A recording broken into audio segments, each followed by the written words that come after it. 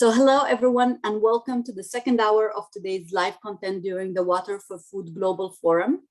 My name is Muntaha Hassan and I am an operations officer at the International Finance Corporation, which is a member of the World Bank Group. Throughout today's session, please feel free to put your questions in the Q&A box on the top right of your screen if you have questions for our panelists.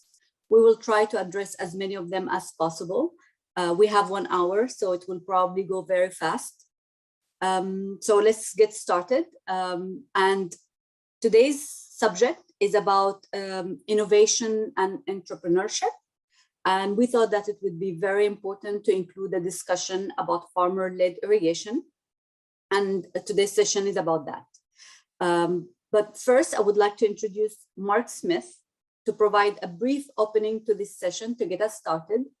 Mark is Senior Director of Water Systems at CGIAR and Director General of the International Water Management Institute. Mark brings more than 25 years of research and program management experience in water resources, agriculture, climate, and sustainability. Mark, the floor is yours.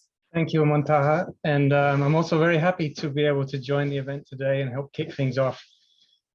Colleagues and participants, it's a privilege. It's a real privilege to be able to welcome you all to this future-oriented and solution-oriented dialogue on farmer-led irrigation.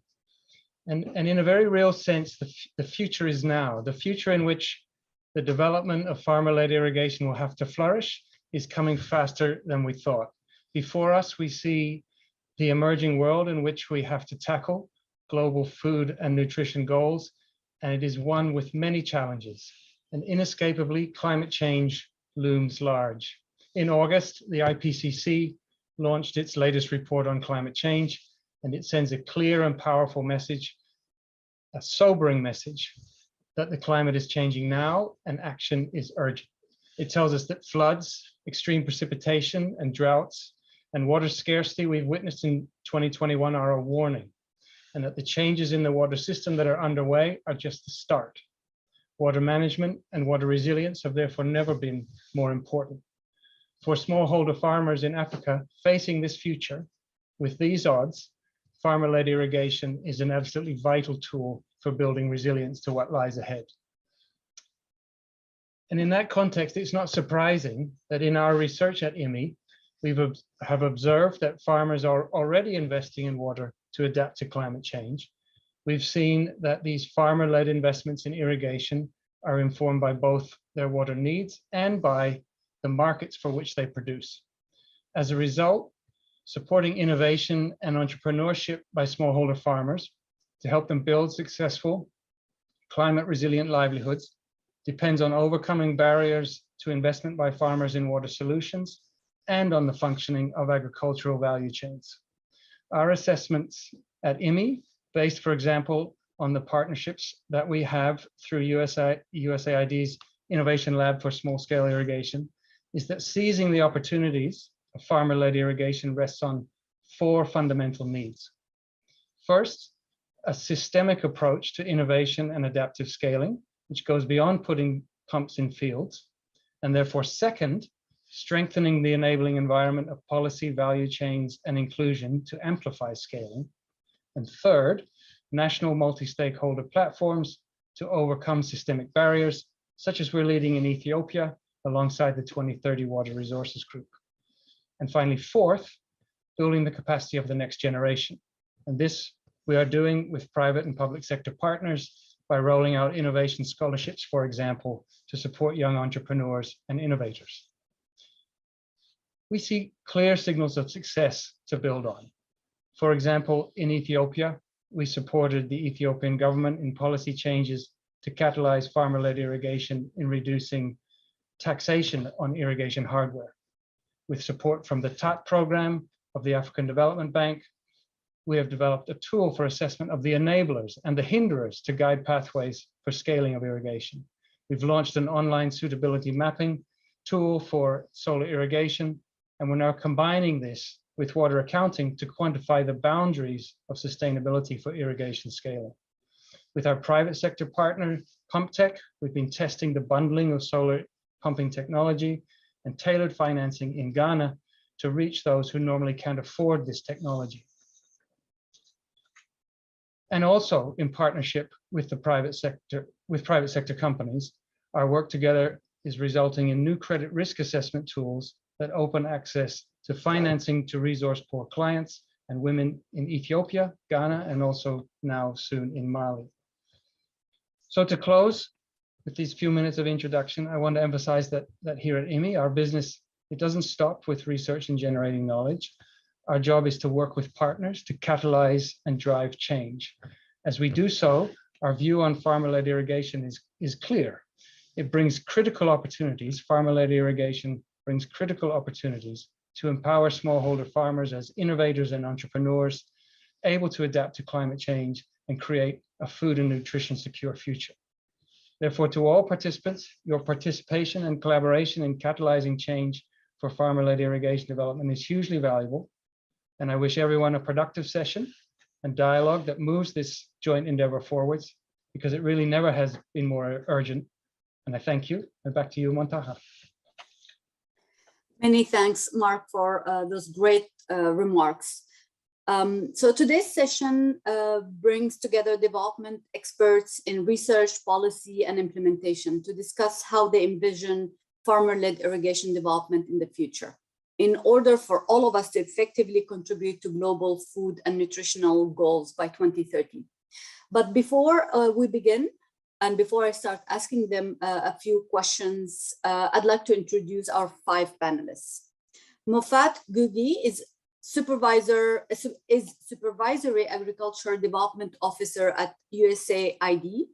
Mofat has worked at USAID since 2010 to integrate climate-smart agriculture and natural resources management. He has a background in a range of science, assessment of physical land resources, and agroecology, with expertise in African agriculture transformation. His current role is to program sustainable intensification of agriculture production for improved food security, resilience, and nutrition. The second panelist is Peter Wallowen, who is the global lead water in agriculture at the World Bank. He has 20 years of experience in the broad field of water in agriculture, including in irrigation engineering, service delivery, water security, and integrated watershed management interventions, community-driven development, and within the bank, he has contributed to program development, implementation, evaluation, analytical work in broad sustainable development investment programs in Africa, Southeastern Europe, and Central Asia. He leads the multidisciplinary global solutions group on water in agriculture in the World Bank.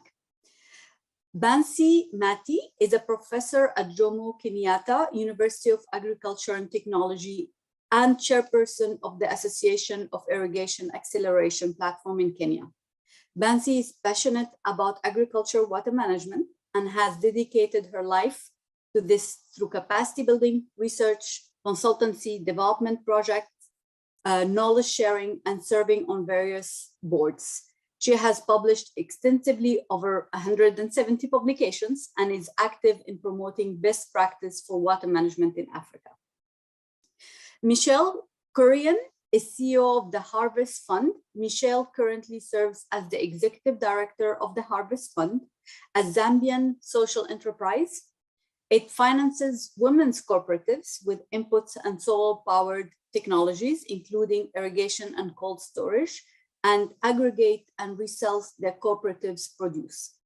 Prior to the Harvest Fund, Michelle has worked at the nexus of smallholder technology, including the TechnoServe AgTech demo centers in Zambia and Mozambique, Digital Green, and Gates Ventures. Belete Bantero is team lead of Power Access ACC programs for the Ethiopian Agricultural Transformation Agency. He has over 20 years experience in the agricultural development sector and specializes in implementing large-scale irrigation projects. These are our 5 panelists for today's session.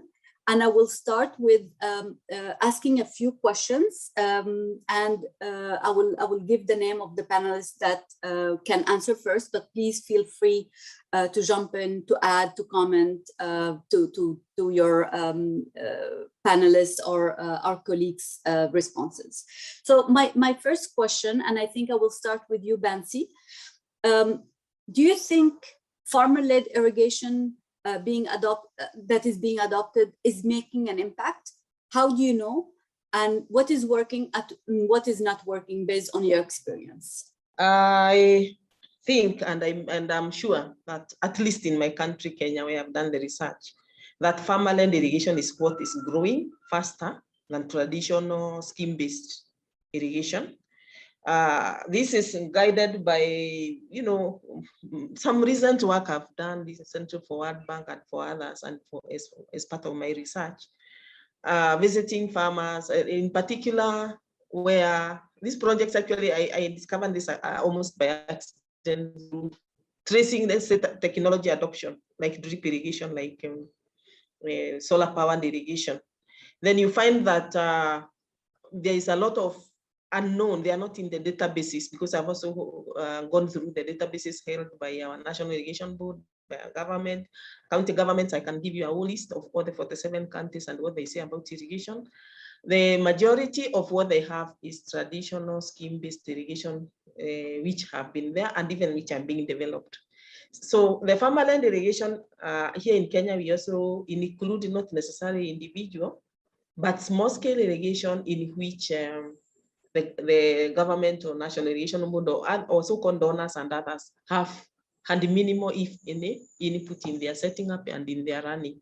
So because of a strong culture of what we call Harambee or Chama or groups, we do lots of things in groups. So you find what we call community-based group schemes. So community-based group schemes is you are teachers, 5 of you, contribute money from your salary, or you are farmers, contribute money from your coffee, and you command irrigation so that you can make more water. So the evidence is there, but there is a small catch. The farmer-led irrigation is not captured in national databases on irrigation. It is so much one-on-one, one farmer to one private sector provider, that it's very hard to also put on the table hard data, which you can say, oh, there are so many FLID farmers in my country. So that's it. Then the other thing is what is working and what is not working. Farmer-led irrigation is very much a private sector push and pull. Private sector are who? People who sell irrigation equipment, drip lines, whatever. Mostly it's more vibrant where there is an issue like how to dry and get water without having to divert rivers. So therefore, at that level, it becomes a kind of a one-on-one. One farmer buys a pump, another one buys a pump. Then the seller of the pump sees a value chain. And therefore, it is so private sector led that it grows in its own, on its own oil. And the private sector itself is also changed. You don't have to travel from wherever you are to Nairobi to buy anything you need. Therefore, the competition is there, so they are able to reach the farmer through the phone and bring things and come and so. Then there's also another level with the collapse of the government extension. I shouldn't say collapse. It is not doing as well as it used to do. It's there. The private sector kind of marketing. You don't even want to call it extension. Let's call it marketing. They send people on foot. They send people on motorbike who advise, I have this product, you can buy this, I can sell this for you. So that niche is so vibrant. Problem is, it is not mapped. Then the other thing was the link to what's not working. You also wanted me to say what's the challenges. The challenges are that these are people are working on a one-on-one basis. So one of their problems is, let's say, gathering enough critical mass to command maybe a whole tractor, a whole container to come and pick product. So when they are one-on-one, one here, one there, unlike in traditional irrigation scheme, which, you know, if I take my trailers to where I get rice full, if I take my trailers to Pakela, maybe I fill it with cabbage or something. So that sort of reduces the market access and market linkages for these individual farmers. Then my parting shot is, so that I don't talk for too long, is that what should we do? I'm of the opinion, in all our respective countries, we need to start with a mapping exercise. You can't plan for what you don't know. As I'm talking to you here, I can't give you the number of, and I'm challenging a Kenyan who knows how many FLID farmers we have in this country, who may be in our other neighboring countries, the story is the same. So we could easily do a very easy mapping exercise. I myself, I run an association of irrigation. We have been combining databases slowly from how we can, one by one, county by county. So if one wanted to do this part, it can be done. There is ICT methods. There are people on the ground. It can be done much faster now than let's say 10 years ago when you really had to walk from door to door. So thank you. And I think the meeting is just starting. So if there are other issues, I can always add later. Thank you. Thank you very much, Bansi. I would like to invite Belete and Mufat to see if they have anything else to add to this question. I guess if Belete is not going, I can. Again, Mofat Ngugi here. I work with USAID. And thank you so much, Professor Mati, for that overview, because indeed, I think the biggest problem is data and information. We do not have good inventory of farmer-led irrigators or farmer-led irrigation. At USAID, we really do try to program a lot on improving food security and agriculture through irrigation and other means. And the kind of data we have is mostly aggregate data of agriculture sector as a whole in the various places we program. And I can potentially even put a link here in case it's going to be shareable with the audience in some of our results on agriculture. Now, this is very aggregated, broad data in the various countries we work, but you'll see that there is not a delineation or a subcategorization of the kind of impact we get from small-scale irrigation. The history is that, of course, governments and most agricultural information has relied heavily on big government schemes, I think post-colonial in a lot of Africa, for instance. But we know and we see that there has been a growth in anecdotally with a lot of small-scale holders. The small-scale irrigation lab that USAID funds through Texas A&M has actually some information for Ethiopia and Ghana specifically. And that's one example where we do have some pieces of information in terms of extent, suitability, and some numbers. But more broadly, I think with government and larger regions, we really don't have good information. And so the inventory and what we know and the extent to which small-scale irrigation is having an impact, we don't have very good data. And yet, I think as we heard from Mark Smith, this is really a good way to go forward as we adapt to climate change and all the challenges we face with food security and nutrition. Over. Thank you very much, Mofat. I'll move to the next question, and I'll give Belete the chance to answer subsequent questions, but just in consideration of time. So my next question is for Peter and Michelle. If you look 10 years into the future, what does successful scaling of farmer-led irrigation look like to you? And can you describe the agriculture landscape? Who is farming, how, and what is being grown? How is the system resilient and sustainable? Peter and Michelle, please go ahead. Thanks for the question, Montaha. And for me, when I look 10 years into the future and think about farmer-led irrigation, I think of a very different situation than we are in today. I think about irrigation led by the smallest of small-scale farmers in dry, arid,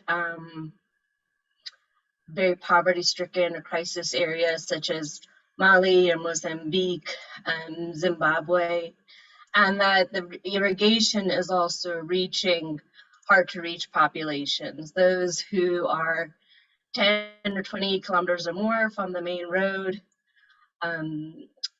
or women, youth especially, who might not typically have the confidence or the socioeconomic authority to go to a distributor, say a solar power pump distributor today, and purchase the pump just because of the barriers that are involved in doing that. And also in terms of crops, I see that these people are able to cultivate crops year-round, which is incredibly important in arid regions. Cash crops, so whether it's green maize in the off-season, or tomatoes and vegetables, or maybe in another region it might be rice, maybe the cash crop. I see that happening, and slowly they'll be able to use their revenues, earned income to buy a small three-wheeler, to buy a truck, to make that access to market a little bit better and gain the confidence of bigger buyers to really rejuvenate the agricultural markets in their area. Thank you, Michelle. Peter, would you like to add something? Yeah, sure. And knowing that and thanks for the question, and knowing that none of us can predict the future, but there was also nice perspectives in the video that was prepared by you all. But just to add to what Michelle was saying, I think taking a step back, I think even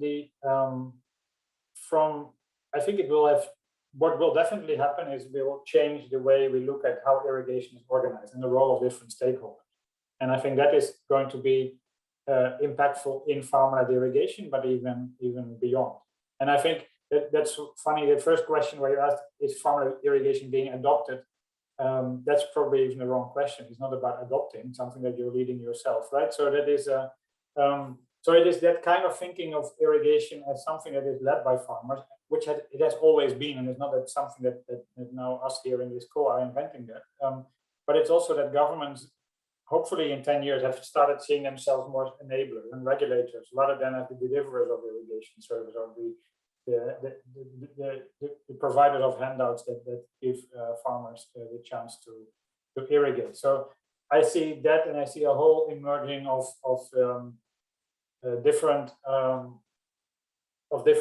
dealerships, support services, movements to scale that are already happening and will have become larger and less in the informal sphere. It will still be paralegal in many ways, and many things will be outside what will happen. If we do it successfully, I think a big point is what Michelle was mentioning, the diversification of agriculture into different kinds of crops. And ideally, a broadening of this movement that is happening to make it more equitable, make it accessible to the more vulnerable farmers with more inclusive development strategy. So I see that. And then lastly, I think irrigation also becomes then more of an insurance strategy. Then it becomes a yes or no. It becomes much more fluid. What is irrigated, what is not irrigated agriculture. We will see a much more of a shift into risk-based strategy, which will be necessary in 10 years because climate will have further changed. So yeah, couple of thoughts to it. Great. Thank you very much, Michelle and Peter. Belete, I hope you can unmute yourself because the next question is to you actually. So could you please tell us about your favorite example of farmer-led irrigation from the last few years? Which examples could serve as effective case studies for scaling farmer-led irrigation? Great, thank you. Thank you, participants of this important meeting. Yes, the best example we have, in Ethiopia. First of all, farmers-led agriculture, farmers-led irrigation is becoming a critical and vital part of the society this time. This is visible in Ethiopia because we are in crisis and in war zone. You find a lot of irrigation-based products to even people are in siege. So we have plenty of examples with farmers-led irrigation success.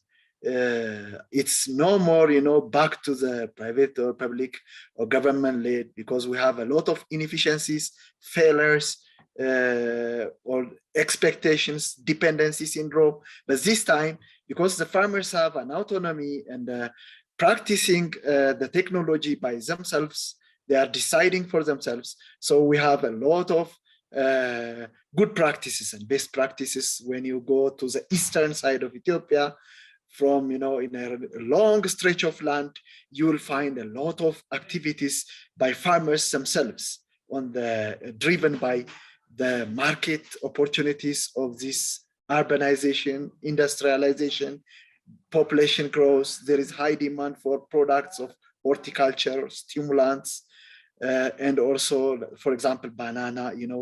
A lot of banana you will find in Ethiopia. So in southern part of Ethiopia, when you go from Addis through Zowai up to Arba Minch, you cross up to 500 kilometers, you will see a lot of agriculture, irrigation-based activities. So we have seen a lot of progress, and the farmers are, this time, because they are getting income from their products, and also, there is also some progress in forage crops because they are fattening oxen and dairy production. There is a huge market for the oxen. It's very expensive this time in Ethiopia. Then they are just following the irrigation forage crops they are growing. In the Amhara region also, we are seeing in Bahar Dar and other parts of Ethiopia, farmers are, expanding the irrigation activities. But in the eastern part, we have seen also some negative aspects. Because of intensive irrigation activities, there is a loss of water. There is a shrinkage of lakes in the Zowai side, and in eastern part of Ethiopia, there is also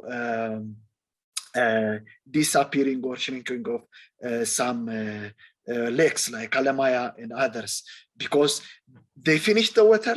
Because of active engagement in the irrigation activity, they start to drill the ground. So there is, because we have a lot of potential in Ethiopia, we are still 7 to 10, 15% we used. We encourage, we promote with our, there is a good news now also this week, irrigation become a minister at a ministerial level, cabinet level. So IUMI have to be proud of their activity because it comes to this stage. Thank you. Thank you very much.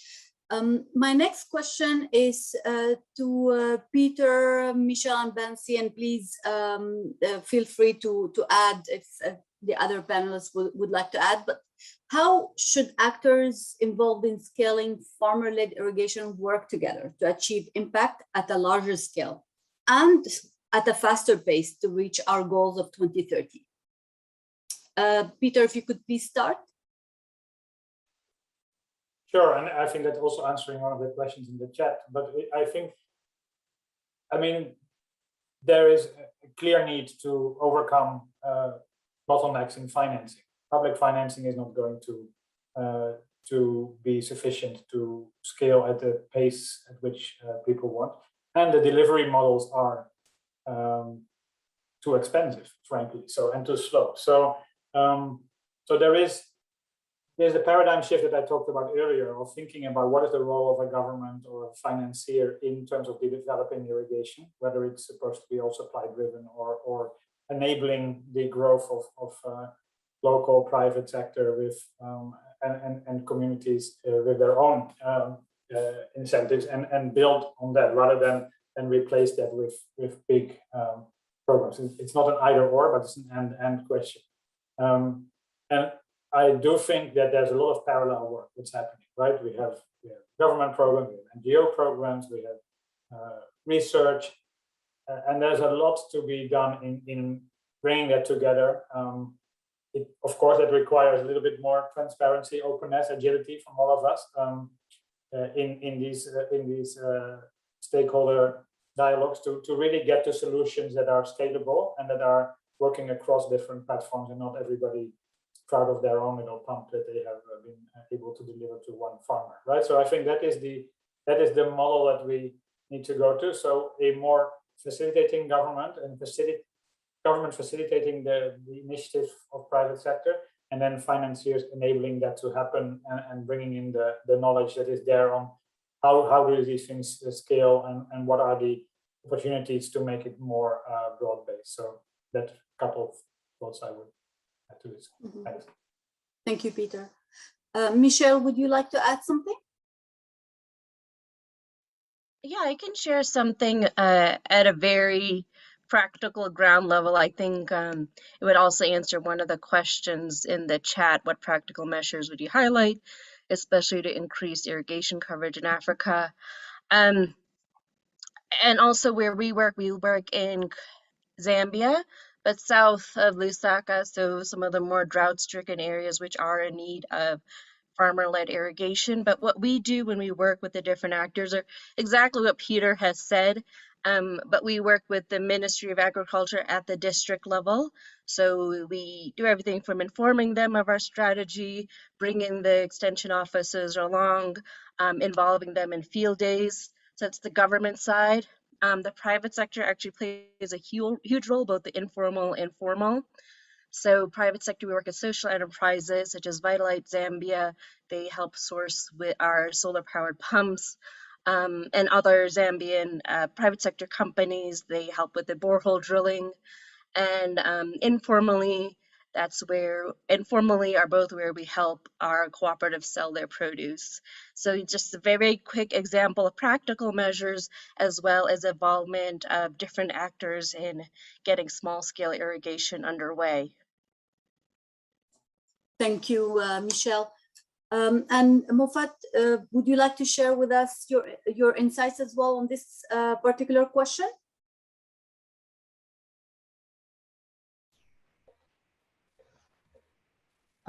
What's the question again? So how should actors involved in scaling farmer-led irrigation work together to achieve impact at a larger scale and at a faster pace?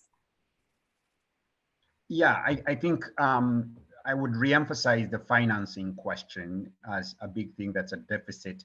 But I think certainly policy environment, where whether it's government or regional bodies can actually have discussions about quantifying the resource, characterizing what the environmental flows ought to be, and therefore how much ought to be tapped maybe to go into supporting agriculture.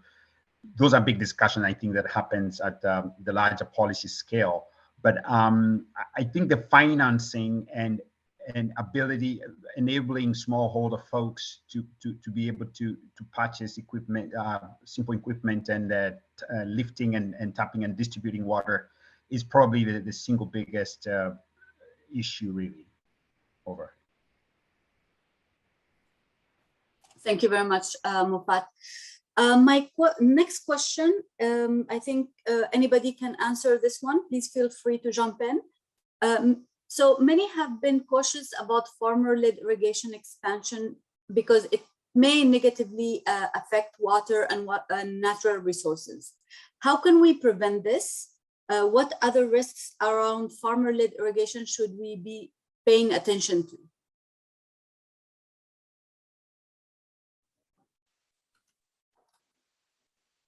Happy to kick that off, because I think it's a genuine risk, and I think it's one that definitely needs attention, but I also wouldn't exaggerate it. The issue comes typically from a projection of the issues that are happening in South Asia, which is a very different context onto the Africa context. And we forget that in Africa, there is a major issue with economic water scarcity, where there's lack of access. And there's, as one person put in the question in the chat, there is definitely an underdeveloped irrigation or water resource development, right? So yes, it's a question. It needs attention. It needs attention probably in 30 years more than it needs today. And we shouldn't close our eyes to it. But I think there is much bigger problems, which is about climate resilience of farming, the poverty impacts of that, that really have pushed us to support this and accelerate farmer-led irrigation while thinking about the possible negative impacts, and not as a putting a barrier or brakes on that development. And I think the main point here is not to say what the role is of like a financier or a government, is really to make sure that the development that is already happening is more broad-based and supports a wider set of farmers, and not only those who can afford to pioneer, probably the elite farmers. And so that is, I think, the real question here, to make it accessible to all, overcoming inequality gaps, and so, you know, have more inclusive models also on gender and the like, right? So I think that is in terms of solutions, I think a lot of that is about self-targeting, and using technology that actually helps. The governance of groundwater is very difficult. We need to build on social structures to do the groundwater governance, and there's plenty of thinking and thoughts around that. Also in the FLIT guide that was developed with many of you in the last year. So I think, you know, there's a lot of awareness of the issue, but I think it shouldn't stifle us in moving forward. Okay. May I continue? Okay. Monta, may I continue? Yes, please go ahead. And then I think Mofat has his hand up as well. Right.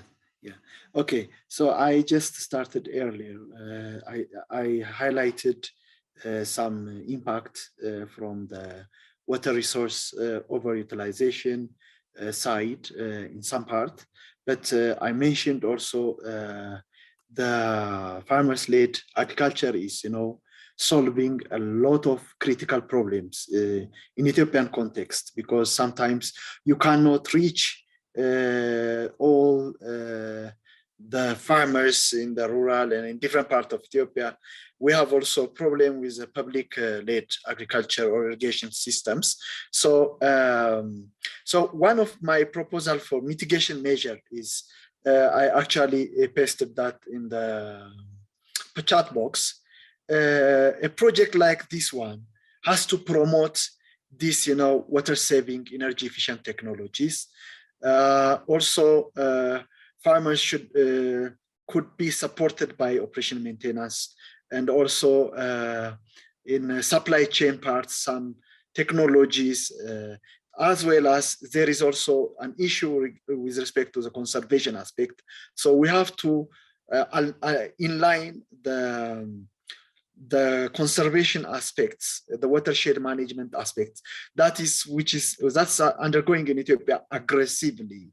Last year, you have heard, you probably heard, we have plenty of billions of tree planting campaign for the last 3 years, because to promote this soil conservation and water conservation measures. So we have to also introduce some energy efficient technologies, small household and micro irrigation technologies, along with these hillside expansions.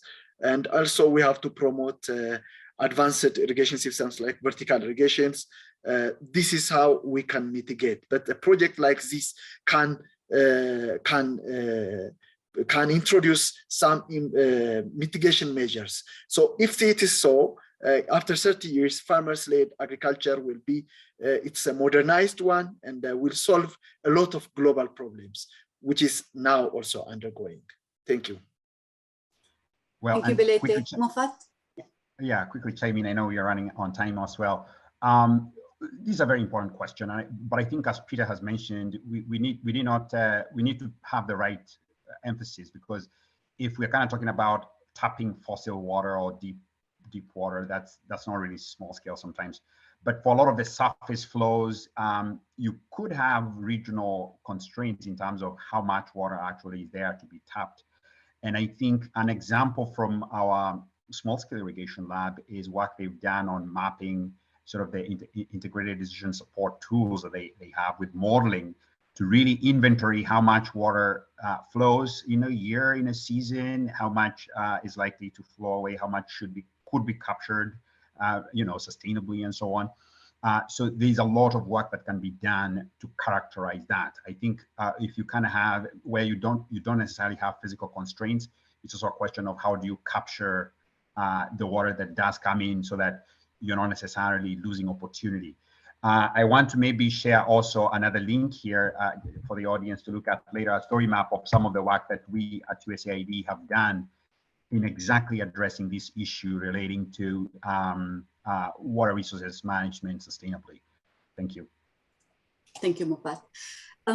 My next question is coming from the audience. So thank you very much for posting your questions in the Q&A box.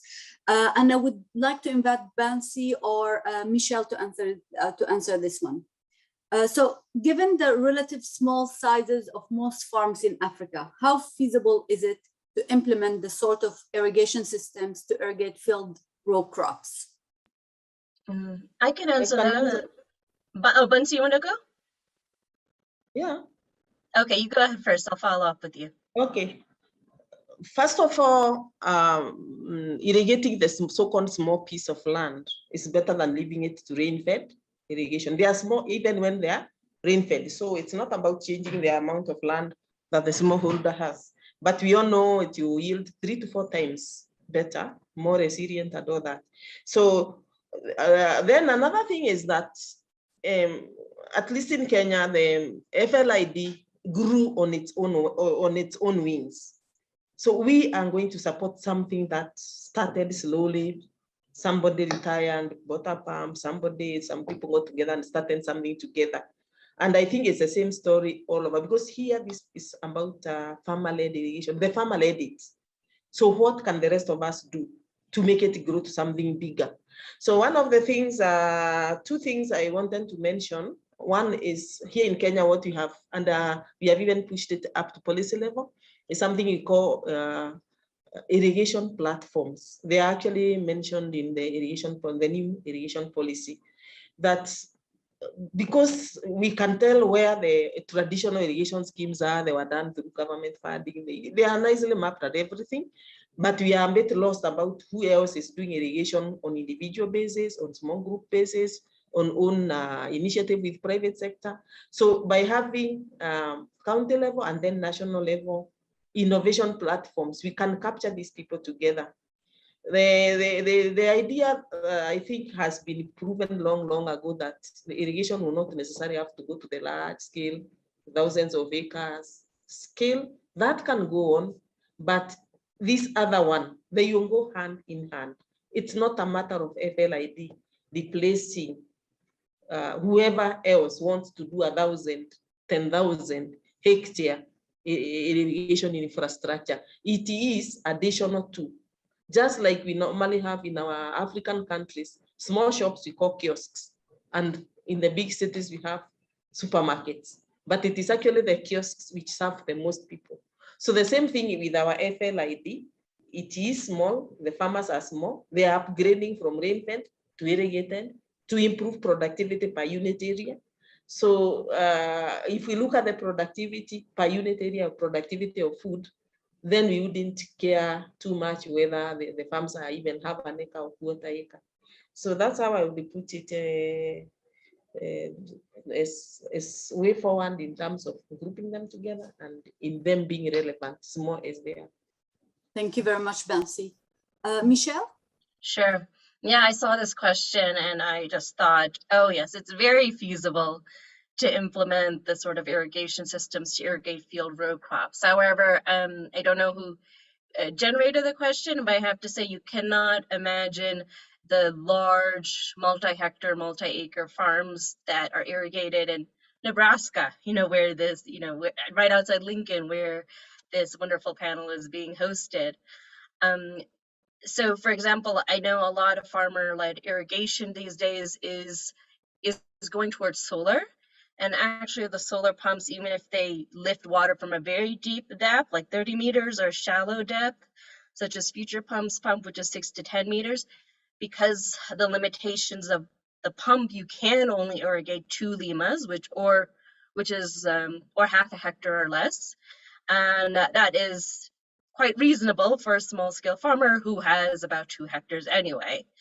And then you just split that land into rows, whether you're doing off-season green maize or you're doing tomatoes or cabbages or something. I would also say in more Western industrialized nations, you do have the drip irrigation, and that is still extremely out of reach for a lot of small-scale farmers because of the cost.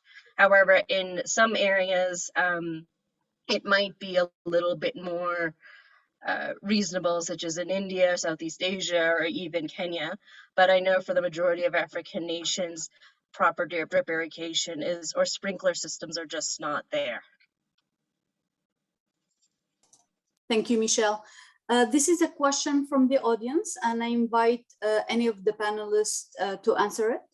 So food security remains a huge challenge across sub-Saharan Africa, despite the big effort from different organizations to support the sector. What practical measures would you highlight, especially to increase irrigation coverage in Africa, which is currently around 5%?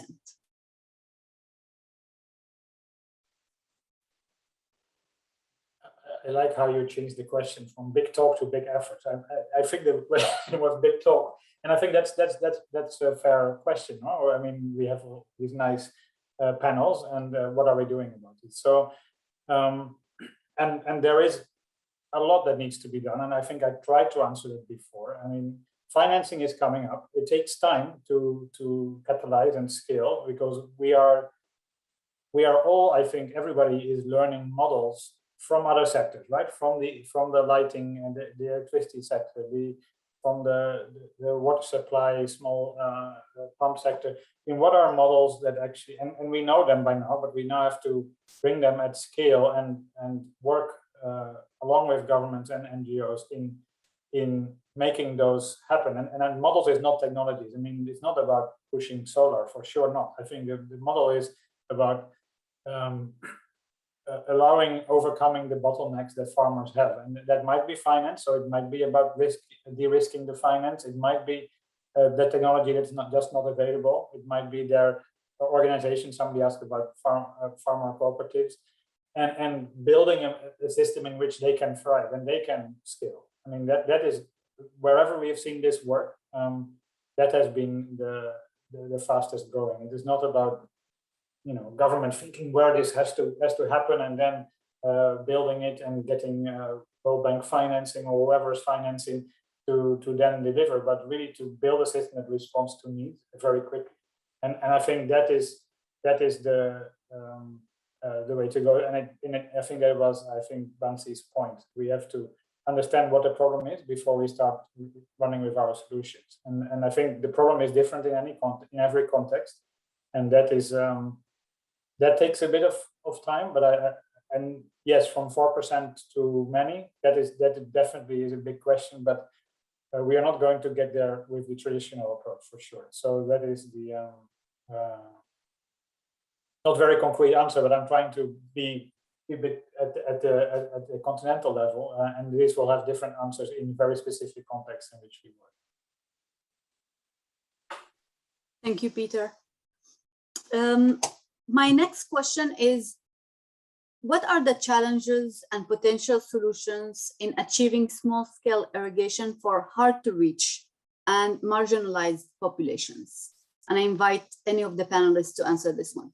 I think it's a very tough one, because we already struggle enough in some of the higher rainfall areas or places with, say, sufficient population or infrastructure access, and really promoting good practice for irrigation in such systems. And so when you add hard-to-reach areas, then there's usually the historic underinvestment, both in terms of just physical infrastructure. There's, of course, oftentimes those hard-to-reach places are also sort of physical water scarcity areas as well. And so it's a particular challenge to do that, and would take maybe additional financing or additional attention. But to me, I think it's more a prioritization of policy. And I think maybe Professor Mati can also comment on maybe what we've seen in Kenya specifically with the devolution or the change in the constitution in Kenya, where there was a little bit more devolved government, so that places that were historically neglected suddenly have budgets and access to think about things. And so historically hard to reach places maybe can now, say in northern Kenya, be able to invest and work on doing irrigation. That's just one example. But I know in places like we are right now talking with our mission in Niger, and again, there are similar issues with trying to reach places through working with a government prioritization process where the policy says, this is a big priority for us, we want to invest. Private sector, of course, has to go where they're going to make money. And I think Nicole can also speak about some of what they're observing in Ghana, for instance, but certainly a more difficult one, especially with the private sector. So that I think that's a role more with some public policy nudging, but I don't know what others think. Over. I can just add to that, Montaha, very quickly, because I know we're short on time.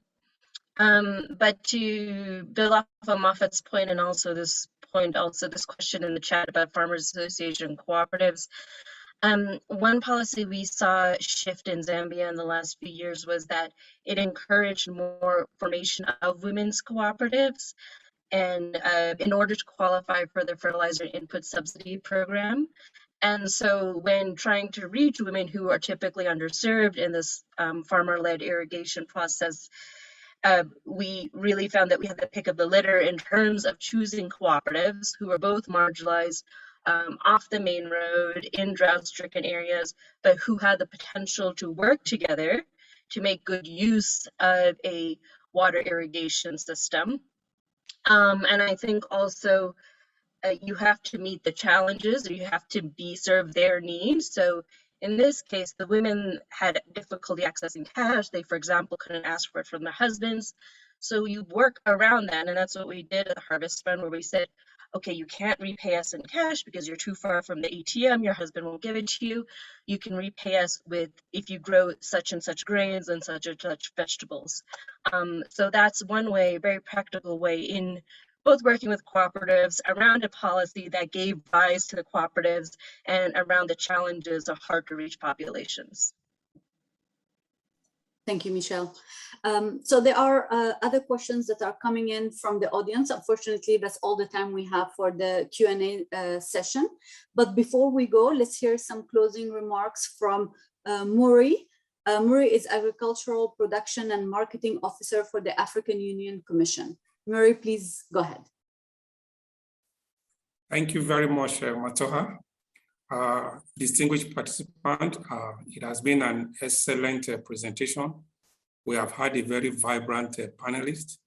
I'm sure in the last 1 hour or so, if we are to compile all that have been said, it will be more than a very good resource material for farmer-led education in the continent.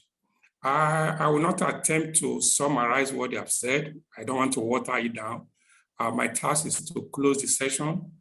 I wish there is a door I can just shut so that we cannot go, or maybe shut off the system. But there are some quick issues that I want to flag from the presentation and from the discussion this afternoon. On the fact that the farmer-led irrigation has actually become a vital tool in building successful and climate resilient livelihood in the continent. This is underscored, and I think this is what the farmers are doing. Farmer-led irrigation is everywhere in the continent.